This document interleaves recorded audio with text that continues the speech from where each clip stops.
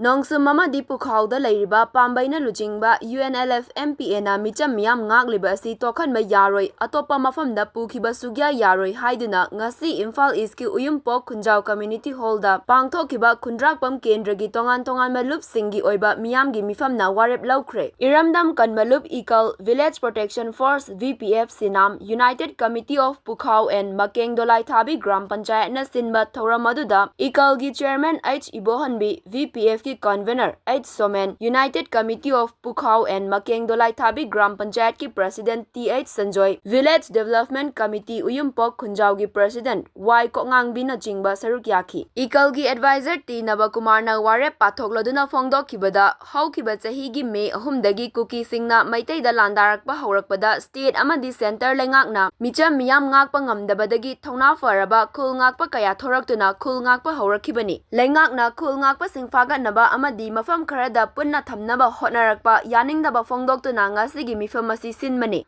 Mifam asina Pambei na Luchingba Unlf Mpa gi camp Pukhao amadi Nongshum dagi lauthokhiba Yaroi karigumba namdana lauthoknaba hotnaraklabadi chapchana thengnanaba haiba warep ka loinana maitai da landarakpa kuki sing chairak pidriba fauba khulngakpa singdagi khutlai lokhatba Yaroi chingkhong chingya da khundariba maitai khulsingda combing operation tauba Yaroi lengaki rule amagi makhada kuki immigrant sing khudaktagi tanthokhigadabani separate administration taliba kangbu sing maru fangna manghangadabani. Central Government ki geopolitics na yellow missing pangal sonthanaba amadi mutkinaba hotnaba khudakta lepkadabani warep sing asi lengakna miyamgi ihul khangna thabakta onthokpinaba haijaba haiba warep sing lauke loinana warep sing asi lengakna miyamgi ihul khangna thabakta onthokpinaba haijaba haiba warep sing laure haiki. Miphamadagi matangda EKAL gi Secretary Sarangthem Romesh na Fongdoraklibada cycle romda leiba kuki terrorist singna EKAL Sadulampak Yengkhuman Dolai Thabi Mairen Parkna chingba khul sing mai thakraba matung Pukhao amadi leitan pokpina chingba atai khul singsu khut thanaba hotnarakpadagi khunja singna license gun paiduna mayoknakhi hanadagi nongmai karamna kapkani khanglamdaba khunja singna mayoknaringaida Pambei na Luchingba Unlf Mpa gi battalion ama Pukhao amadi Nongshumda leirakpadagi kuki sing henjilakpa ngamkhide. Hojik Pambei na Luchingba Unlf Mpa gi camp kaksing khanau amadi ingaurokdagi henna leiba yaroi haiba haurakliba asina thabakta onthoraklabadi Khundrakpam Kendra pumba kuki na paisan kiba yabagi akiba lei. Central Force na Micham Miyam Ngakpirakani haiba asi thajaba leite haiki. Miphamda saruk yakiba singna Pambei na Luchingba Unlf Mpa lauthokhiba Yaroi haina kholau kaya lauki.